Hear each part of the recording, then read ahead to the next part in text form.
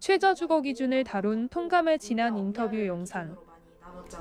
그러다 보니까 사실 이게 적합하다 해도 적합한지? 좀 딱딱하다? 약간 실제 삶에 적용했을 때는 사실 이게 전부가 아닐 수도 있고 실제 현실과는 약간 괴리가 있는 그런 느낌이 조금 들었죠. 되게 기준이 모호하다는 생각을 많이 했어요. 사람에 따라서 자의적 해석이 가능한 영역이 되게 많다는 느낌? 자막, 지난 영상 이후 다시 모인 영상팀. 현태, 민지, 준영이 앉아서 이야기를 나누고 있다. 에 대한 걸 했었잖아. 아무래도 우리 내부를 좀 찍고 하다 보니까 좀 약간 비장애인 중심이라는 느낌이 들었었거든. 근데 우리가 저번 얘기를 하고 문제의식을 갖고 나니까 사실 나는 비장애인으로 살면서 안 보였던 것들이 있었거든.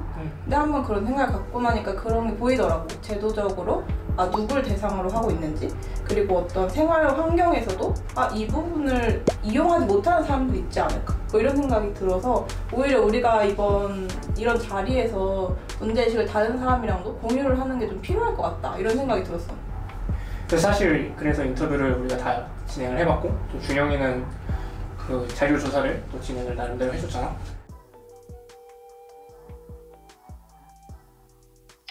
네. 네, 안녕하세요. 저희 청년 비영리 단체 통감의 김현태입니다. 간단하게 소개 같은 거 한번 좀 부탁드려도 될까요? 지금 금년 이제 60살이고요. 이름은 장인섭이라 그러고요. 3살 때 실명했고 그 안마사 생활을 하고 있고. 네, 그렇습니다. 네. 네, 여보세요? 네, 안녕하세요. 통감. 안녕하세요. 네, 김명지라고 합니다. 안녕하세요. 이혜민이라고 합니다. 저는 연립주택에서 살고 있어요. 엄마와 함께 살고 있습니다. 네. 어땠어? 인터뷰 진행하는 거에 있어서? 나는 인터뷰하면서 일단 인터뷰를 하길 되게 잘했다라고 생각이 들었던 게, 사실 우리끼리도 이미 그 문제가 있다는 걸 인식을 하고 어느 정도가 있는지 그런 얘기 했었잖아. 근데 그게 일상생활에서 직접 불편함을 겪고 계시는 분들의 경험은 정말 우리가 상상할 수 없는 부분이 있더라고. 단차가 있는 건물 모습. 좋은 곳을 찾아도 경사로나 휠체어가 아예 올라가지 못할 정도의 턱이 있으면 이사를 할 수가 없어서 또 아파트 좋은 곳을 풍경. 다시 알아봐야 되고. 경사로의 유무나 턱이 얼마나 높은지 이런 거는 직접 가보지 않는 이상 알 수 없는 거잖아요. 맞아요. 그런 정보를 미리 알 수 없다는 게 문제인 것 같네요. 맞아요. 진짜. 조사할 때는 어땠어? 일단 나 같은 경우에는 그런 청각장애인분들을 대상으로 했는데 우리는 평소에 전혀 느끼지 못했던 그런 부분이 정말 그분들에게 거주나 생존에 직결된, 아까 앞에서도 말했지만 우리가 너무 우리 눈으로만 이런 주거 기준이나 주거 환경을 바라보고 있지 않았나 다시 한번 느끼게 된 것 같아요. 자막, 포괄적 제도에 대한 논의가 필요한 시점. 그 부분은 진짜 나도 약간 되게 공감이 되는 게, 나 같은 경우는 이제 시각장애 유형에 대해서 조사를 할 때 이런 터치형 인덕션 같이 터치로 이루어지는 것들이 좀 불편할 거라는 예상은 했었는데, 그냥 애초에 집을 찾아가는 것부터가 시각장애인분한테 문제가 될 수도 있겠더라고. 특히 복잡한 아파트 단지의 모습. 비슷비슷한 단지로 이제 구성이 되어 있고 그 안에도 되게 미로처럼 되어 있다 보니까 같이 보조해 주시는 분이 혹은 차를 태워주시는 분이 정말 집 앞에 딱 이렇게 내려주는 게 아니라면 정확하게 그 집을 찾기가 너무 어려워지는 거지.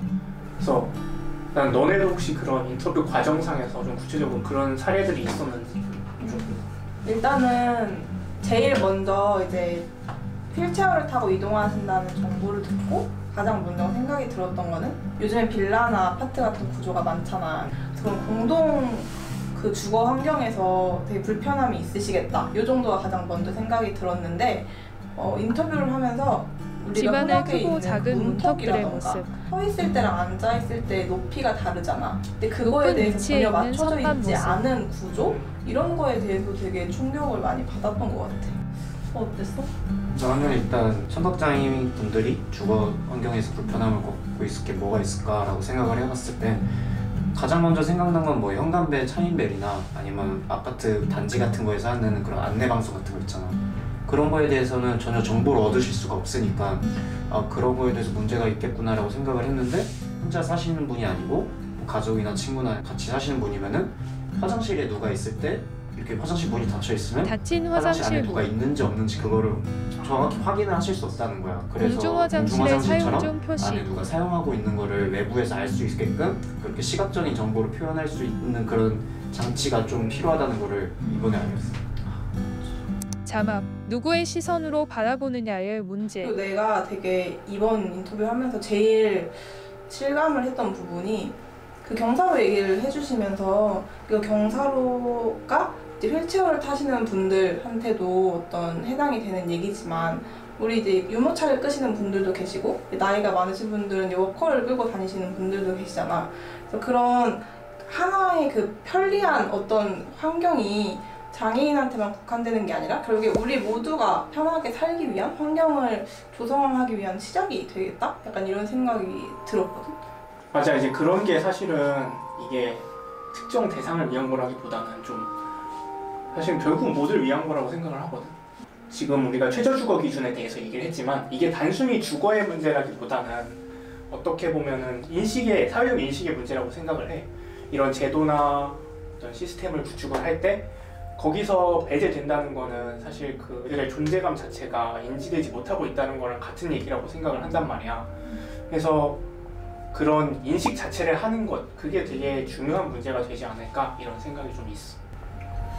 결국에는 정말 우리 사회에서 최소한의 수준을 정해 놓았다면은 정말 모든 사람이 그 최소한의 수준에 맞게 살아가고 있는지 우리가 살펴봐야 된다고 생각해. 결국에는 최저주거 기준이 정말 모두를 위한 그런 기준이 돼야 되는 거 아닐까?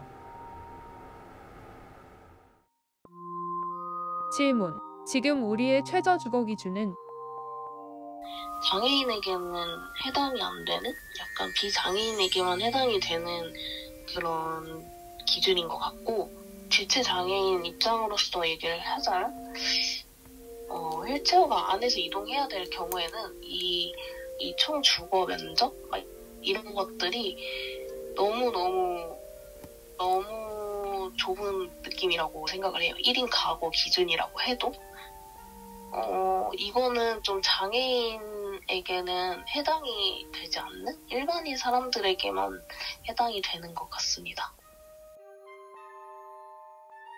질문, 어떤 것들이 반영되면 좋을까요? 요즘에 그 홈 오토메이션이라 그래가지고 터치식 기반의 그 보일러 등을 켜버리는데 최근에 제가 아는 어떤 그 70대 누님이 새로 지은 아파트로 이사를 가셨는데 이게 전부 다 제가 아까 말씀드렸던 터치식 어떤 그런 기반이어서 혼자서는 아무것도 할 수가 없어가지고 며칠 동안 나가지도 못하고 문도 못 열어주는 이런 경우가 있었거든요. 그래서 이런 부분들은 처음에 입주할 당시에 시각장애인이라는 이야기를 하고 내가 무슨 시내 서비스가 곳곳의 필요하다 그러면 풍경과 터치 키패드의 모습. 회사 자체에서 그 시스템을 해줄 수 있는 어떤 법적 제도가 마련돼야 되지 않을까 그런 생각입니다. 질문, 어떤 것들이 반영되면 좋을까요? 제가 매번 약간 이런 약간 인터뷰를 하게 되거나 할 때는 항상 말씀드리는 게 경사로 부분이거든요. 이 경사로 같은 경우가 정말 이제 주거 환경뿐만 아니고 상가나 약간 가게 같은 경우가 진짜 너무너무 부족하거든요. 왜냐면 한겨울이나 한여름 때 그런 상가에 이제 그런 경사로가 없거나 이러면 다시 1시간 정도를 돌아다니면서 시내 곳곳의 풍경과 경사로의 모습. 갈 수 있는 곳이 있는지 약간 이런 것들을 좀 찾아야 되기 때문에 경사로 같은 부분이 우리나라에 정말 부족한 부분이라고 생각이 들거든요. 그래서 이런 거에 대해서 좀 제도적으로 좀 움직임이 좀 있었으면 좋겠네요. 자막, 모두를 위한 최저주거 기준. 본 영상은 아름다운 재단이 후원하고 통감이 제작하였습니다.